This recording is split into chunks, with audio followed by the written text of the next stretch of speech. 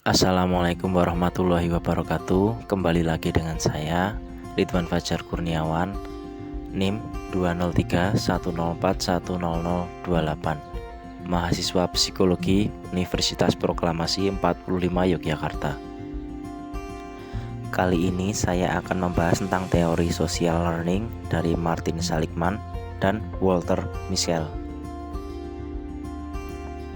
Walter Mischel dan Martin Seligman adalah seorang psikolog Amerika. Mischel lahir di Wina, Austria pada 22 Februari 1930 dan wafat di New York pada 12 September 2018. Sedangkan Seligman lahir di Albany, New York pada 12 Agustus 1942. Sekarang berusia 78 tahun. Teori kognitif sosial Mischel berpendapat bahwa faktor kognitif seperti ekspektasi, persepsi subjektif, tujuan standar personal mempunyai peranan yang penting dalam pembentukan kepribadian.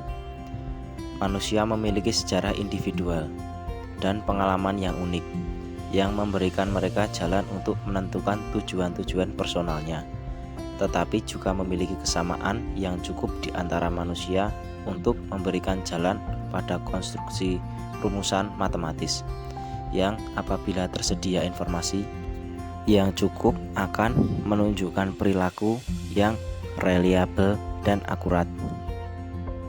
Martin Seligman terkenal dengan nama Father of Positive Psychology. Misi Seligman ialah mengubah paradigma psikologi dari psikologi patogenis yang hanya berkutat pada kekurangan manusia ke psikologi positif yang berfokus pada kelebihan manusia.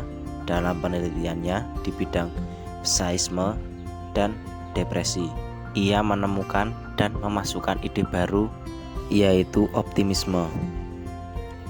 Faktor yang mempengaruhi kebahagiaan. Faktor yang mempengaruhi kebahagiaan ada dua faktor, yaitu faktor internal dan eksternal. Faktor internal yaitu 1. Kepuasan terhadap masa lalu. Yang kedua, optimisme terhadap masa depan.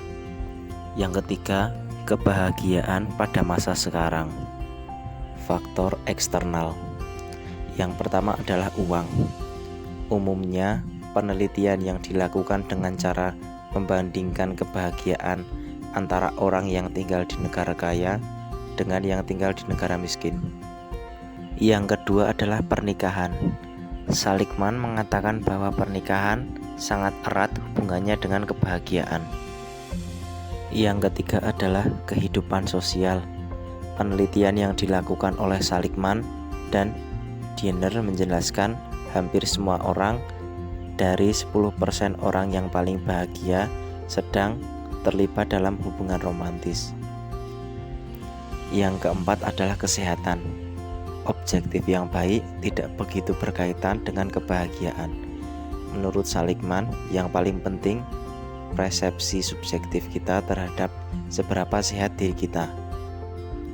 Yang kelima adalah agama atau religius. Orang yang religius lebih bahagia dan lebih puas terhadap kehidupan daripada orang yang tidak religius. Yang keenam, budaya faktor.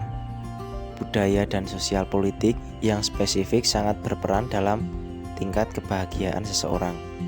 Hasil penelitian lintas budaya menjelaskan bahwa hidup dalam suasana demokrasi yang sehat dan stabil lebih daripada suasana pemerintahan yang penuh dengan konflik militer. Yang ketujuh adalah usia.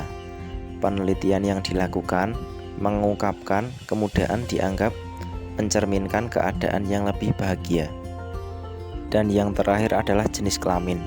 Jenis kelamin memiliki hubungan yang tidak konsisten dengan kebahagiaan.